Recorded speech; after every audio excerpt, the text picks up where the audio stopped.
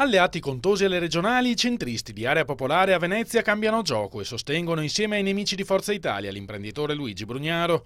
Era l'unica scelta possibile, spiega l'ex assessore comunale Roberto Pancera, per una formazione come la nostra, liberale e moderata, capace di dialogare con tutti ma ancorata a valori forti. Questi valori li coniughiamo a livello comunale con l'appoggio a Brugnaro, che è l'unica vera novità nel panorama politico veneziano e l'unica vera alternativa seria alla candidatura di Casson, che però rappresenta oggettivamente un progetto di città che ci vede totalmente contrari e ci vede molto lontani. Non potevamo certo pensare di appoggiare il progetto di Casson, continua Pancera, che rappresenta un modo di fare politica da consegnare alla storia. C'è bisogno di trovare nuove soluzioni. Queste nuove soluzioni speriamo le possa trovare Luigi Brugnaro, un imprenditore che si è messo a disposizione della città, dei cittadini e che vuole risvegliare il cuore soprattutto di tutti coloro che da tanti anni hanno perso fiducia nella politica e non vogliono più andare a votare. Quanto alla frammentazione del centrodestra, che si presenta diviso con 3 candidati forti, secondo l'ex assessore dell'UDC non sarà un problema. Le elezioni comunali hanno 2 turni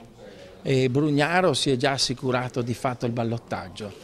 Dopo il 31 di maggio inizia un'altra storia e la città dovrà decidere se vuole veramente Casson proprio sindaco oppure altre soluzioni.